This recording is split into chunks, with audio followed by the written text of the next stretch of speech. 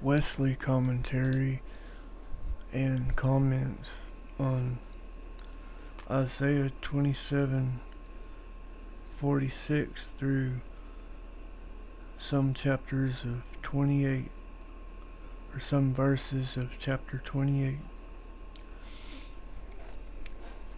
Chapter 27:46, starting. Rebekah then said to Isaac, I really loathe these Hittite women. If Jacob marries one of the Hittite women like the women of this land, why should I go on living? 28, 1 through 4. So Isaac summoned Jacob, blessed him, and gave him these orders. Don't marry a Canaanite woman. Get up and go to Padan Aram, to the household of Bethel, your mother's father, and once there, marry one of the daughters of Laban, your mother's brother. God Almighty will bless you, make you fertile, and give you many descendants, so that you will become a large group of peoples. He will give you and your descendants Abraham's blessing, so that you will own the land in which you are now immigrants, the land God gave to Abraham.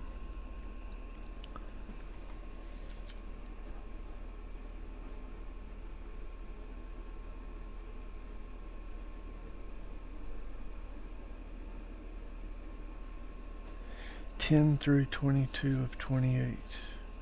Chapter 28, 10 through 22. Jacob's dream at Bethel is the title. Okay, 10. Jacob left Beersheba and set out for Haran. He reached a certain place and spent the night there. When the sun had set, he took one of the stones at that place and put it near his head. Then he lay down there. He dreamed and saw a raised staircase, its foundation on earth and its top touching the sky, and God's messengers were ascending and descending on it. Suddenly the Lord was standing on it and saying,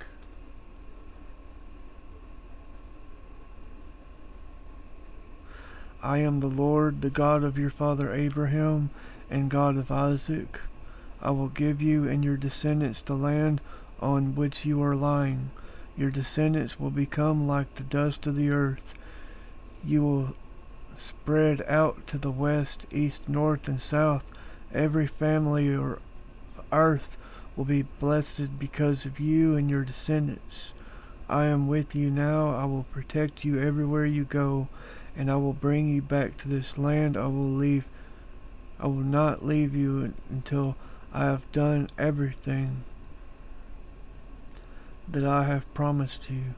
When Jacob woke from his sleep, he thought to himself, the Lord is definitely in this place, but I didn't know it. He was terrified and thought, this sacred place is awesome. It's none other than God's house and the entrance to heaven. After Jacob got up early in the morning, he took the stone that he had put near his head, set it up as a sacred pillar, and poured oil on the top of it. He named that sacred place Bethel. Through Luz was the city's original name. Jacob made a solemn promise. If God is with me and protects me on this trip I'm taking, and gives bread to eat and clothes to wear, and I return safely to my father's household, then the Lord will be my God. This stone that I've set up as a sacred pillar will be God's house, and of everything you give me, I will give a tenth back to you. So, I'm thinking, Isaac and Jacob are from Abraham and Sarah. Abram changed his name to Abraham, and Sarai changed her name to Sarah. And Isaac had a woman named Rebecca, but Jacob doesn't have a woman, so I don't want Jacob to marry anyone, and it's probably until it is appointed to him. Didn't want the Canaanite woman, didn't want the Hittite woman. They must have had a law that they could not marry anyone but Jew, even though their descendants come from Egypt.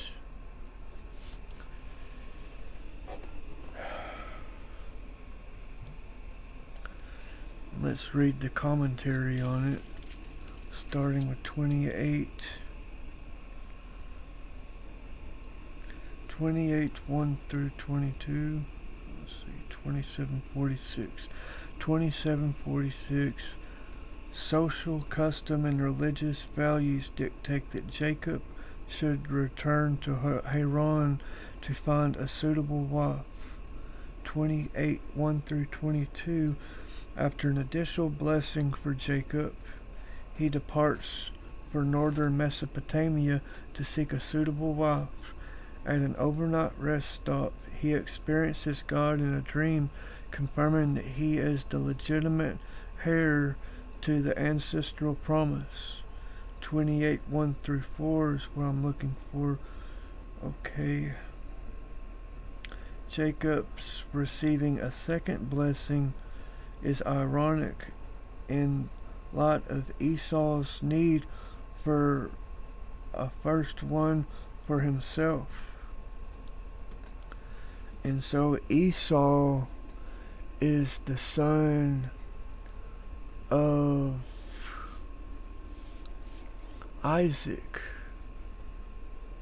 because he wanted to go hunting with him, and he thought his son would be a good hunter.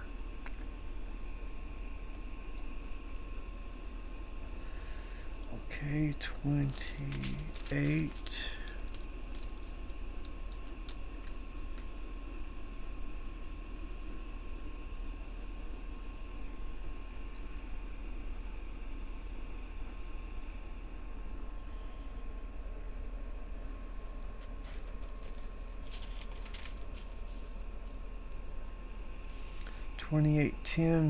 Haran in northwestern Mesopotamia is the ancestral homeland. Verse 11:31. And clearly the appropriate place to find a suitable wife, Nahor's city in 24:10 is likely Haran.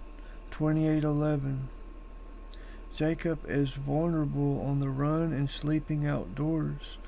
His vulnerability perhaps heightened by his nature as a quiet man who prefers more civilized activities to hunting and camping. The effect of this theatrical display in Jacob's dream is a sense of divine imminence, of God's presence with Jacob in the unnamed place. The raised staircase reflects the dominant feature of temple complexes in Mesopotamia. The stepped pyramids of 3 to 7 stages, the raised staircase serves as a highway connecting the stone where Jacob sleeps on the ground to the sky.